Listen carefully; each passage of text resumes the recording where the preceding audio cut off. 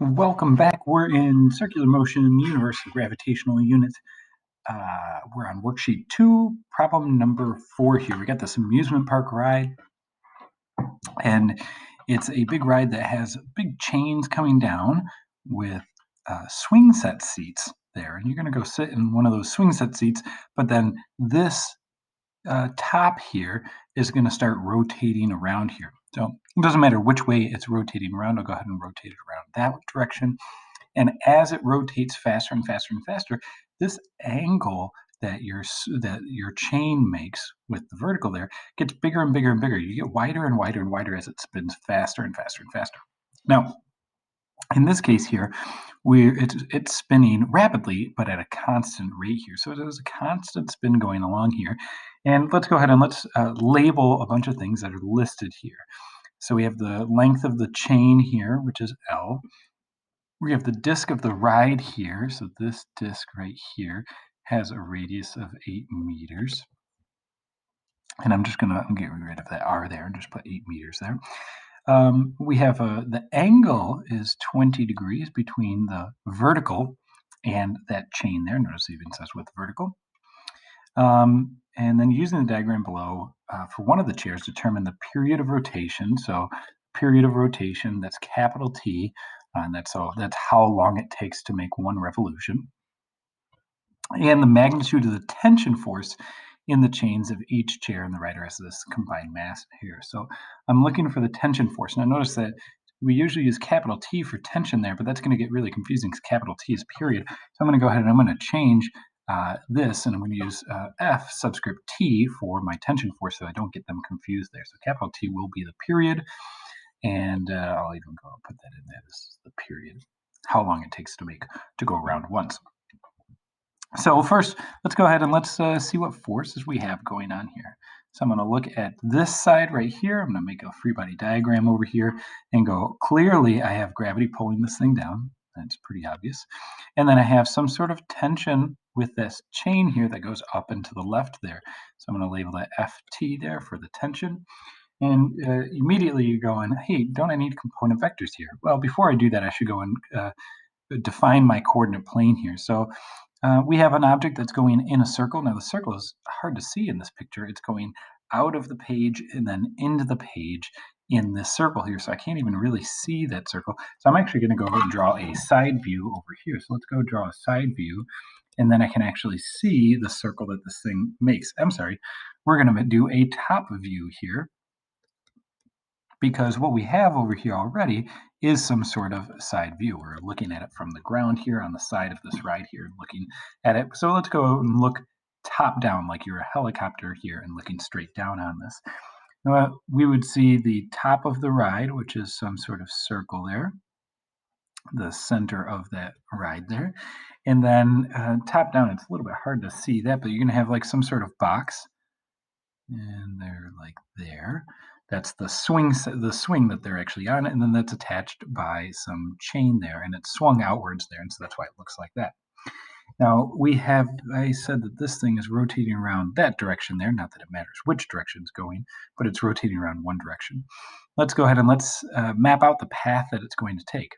Well, as it goes around here, it's going to take this circular path here, and these are supposed to be perfect circles, but if I was a perfect drawer, the second one's a lot better than this first one here, which is a little bit lopsided. So it's going to take some circular path there, and so I'm thinking to myself, okay, well, great, it's going in a circle here, so I'm going to go ahead and I'm going to define my coordinate plane. I'll do that in gold here.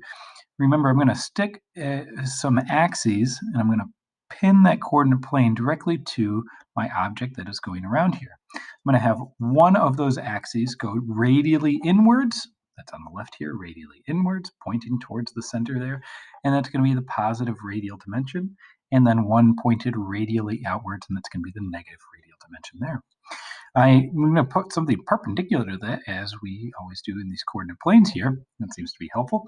And that one is going to be, not only is it perpendicular to radial dimension, but I notice that that is tangent to the path that it's taking right now. And furthermore, I'm going to go ahead and put in the velocity vector for my object right at this point here, and it's pointing right along there in the tangential dimension. And so that's going to be I'm going to label that the tangential dimension. And remember, we're just always going to choose the positive side of the positive direction of the tangential dimension to be whichever way it's currently going. I'm going to label this green vector there V for velocity there.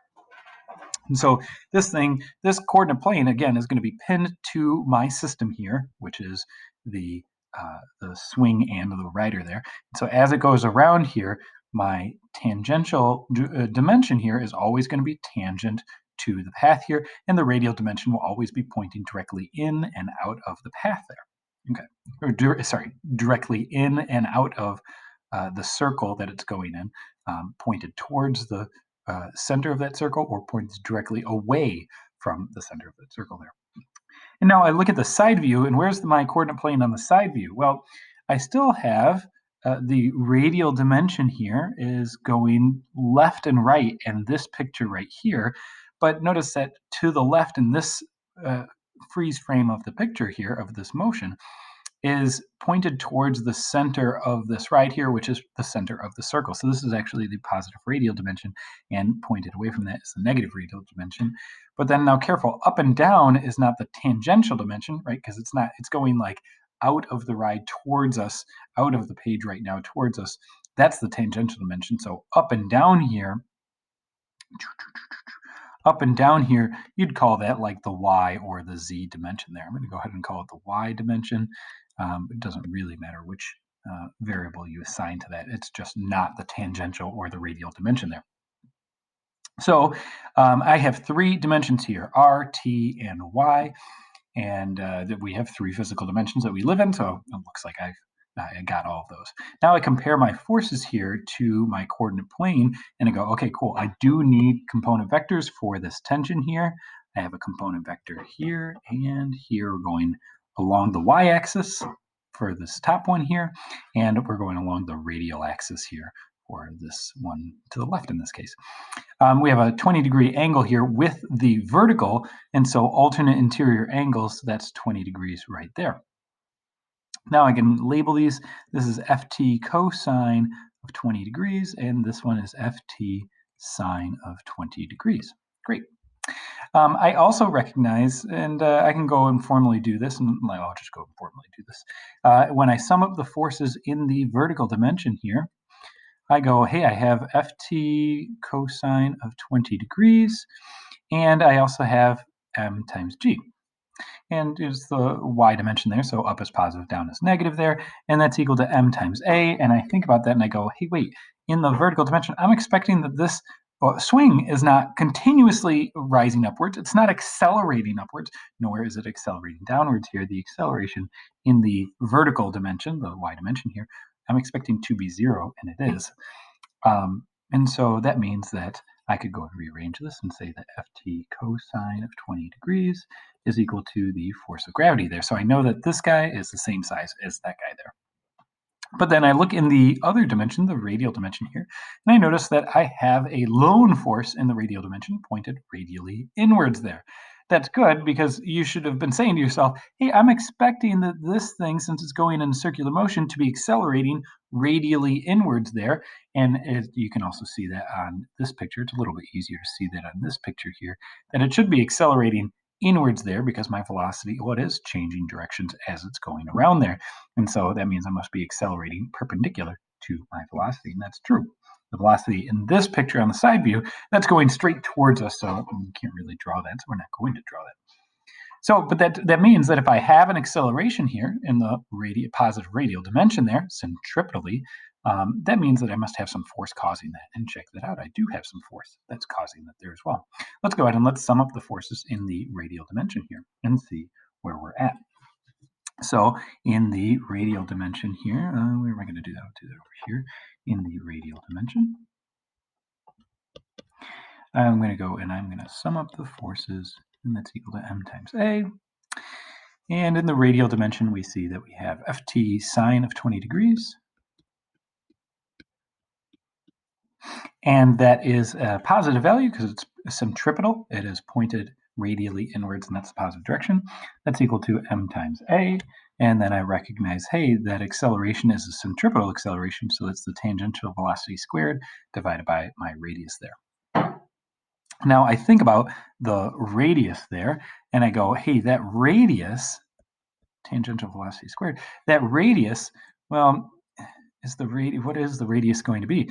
Well, the radius of the ride here is 8 meters, but this is the acceleration of my system. My system is this person and the actual chair as well there. And so when I look at them and I go, wait, hold on, they're not going 8 meters. They don't have an 8-meter radius there. They have this radius that is this big right here. It's that green plus that purple there. How big is that purple there? How big is this total radius here? Well, it's dependent on how far that thing is swung out there. What do I know? I know the length of this thing, and I know the angle that is made between the chain and the vertical there, meaning that, hey, this chain has some component, has some length horizontally, you might say, or in the radial dimension here, and it has some length vertically there, right? As it swings out further and further and further, the vertical bit gets shorter and shorter and shorter, and this horizontal or radial bit is getting longer and longer and longer. And so again, alternate interior angles, we got a 20-degree there. And so now the length here is 10 meters for that chain. And so this side over here is going to be L cosine 20 degrees, and this one over here is L sine of 20 degrees. So that means in the radial dimension there, that this one right here is L sine of 20 degrees. So that means that my total radius here, you may say, from the middle all the way out to where this thing actually is measured, both the green and that purple there. So I can put that there and say that it's I should color code that. That's the 8 meters plus L sine 20 degrees. So I think about all that, and now I'm going to go and I'm going to put my R in there. So I'm going to make that capital R. You can make that little lowercase r there as well. It doesn't really matter. But I'm pointing out that it's not just 8 there. It's this other little bit there as well. And so I'm going to go ahead and put that in there. And so I have m times vt squared divided by my radius is equal to my tension force times the sine of 20 degrees there. And so now what else do I have? Well, I could figure out the tension force here. Notice that my tension force, and that might be helpful, is let's go ahead and let's do that over there. I can see that my tension force here is mg over cosine of 20 degrees. I could go and put that in if that's helpful over there. Actually, I'm going to go and do that. So I'm going to go ahead and take that. That's probably going to be helpful there.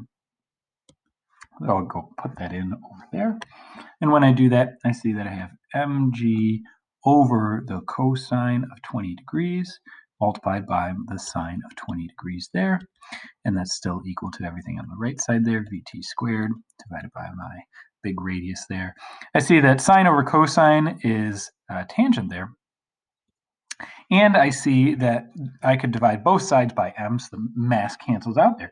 That's interesting. So apparently they didn't need to give me the mass, and the mass doesn't matter for one of these problems. That's good, because you don't know how big of people, how massive of people are going to go ride this ride, and it doesn't matter how big of people are going to ride this ride, because the mass doesn't matter for any of this stuff. It all just cancels out there, which is quite interesting as well. So g times sine over cosine, that's tangent, g tangent of 20 degrees is now equal to my velocity over that total radius there. Well, what are we trying to solve for? Well, go back to the problem here. Tension force, well, we kind of actually know that one already because I know the mass and I know all that stuff. So I actually know the tension. I could go in and calculate that right now, might as well. And then we'll be done with one part of this problem here. Let's go get my on-screen calculator here, and we can do that one together. And I'll just put in these values here. We got 120 times 9.8, and then divided by the cosine of 20 degrees. I'll leave that one for the calculator because I don't know that off the top of my head, and I suspect that you don't either. I grab my calculator here. There, finally comes up here. And make sure that I'm in degrees. It says I'm in degrees. This is a new fancy one. I didn't grow up with one of these. And divided by the cosine of 20 degrees. And I see I get 1251.47. So 1251.47 newtons. That's in newtons there, of course. We're in SI units for all of these things. Kilograms for mass, 9.8 meters per second squared. And then once you take the cosine of 20 degrees, there is no unit for that. Anyways, so we do have the tension. So what am I trying to find? I'm trying to find the period here. Well, notice in my expression here, I don't have the period, and I'm not given the velocity there. But I think about that and I go, hey, the velocity there, I know that the velocity, the tangential velocity, is pretty much almost the exact same thing. In this case, it is the same thing, but in general, it's almost the exact same thing as the magnitude of the velocity there, since in the tangential dimension, the direction of this velocity is not changing, because the tangential dimension, it changes along with, or accelerates with, this object, since we pinned this coordinate plane to the object there. And so if I can merely just find how fast this thing is going, I already know the dimension, the direction that it's going, and that's the positive tangential dimension. So, and another way to say the right-hand side there is that it's the speed of this thing. Now, that's actually equal in this case here, and it usually is.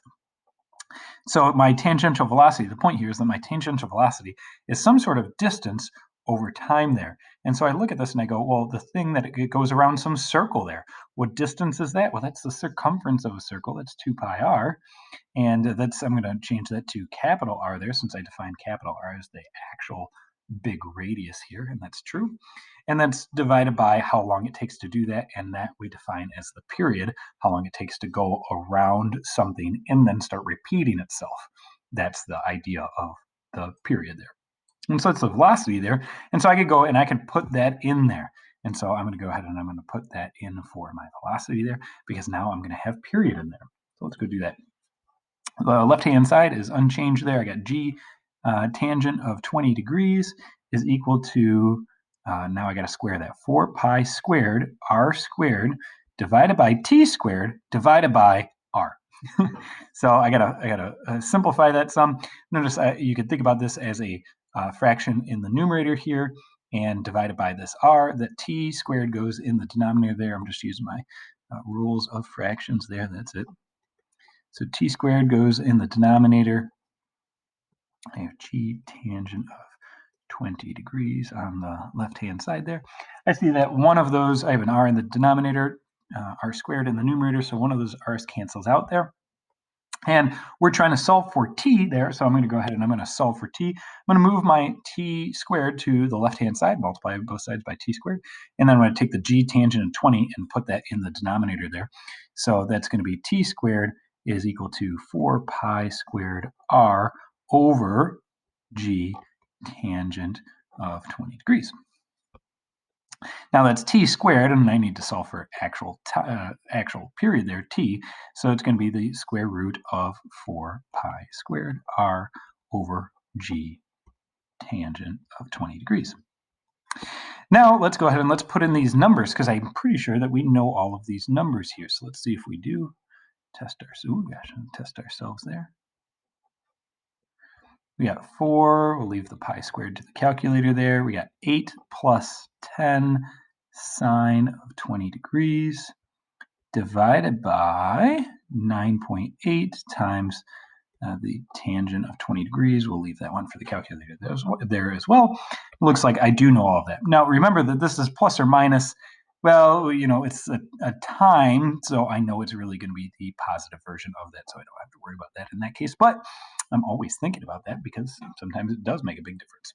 So let's go ahead and let's put that in. I'm going to put it in as one line here, so it's easy to like double check myself and edit things.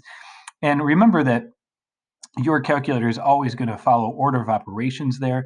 And so you know, I'm just thinking about order of operations, making sure I got parentheses where I need them, but I don't put in extra parentheses where I clearly don't need them.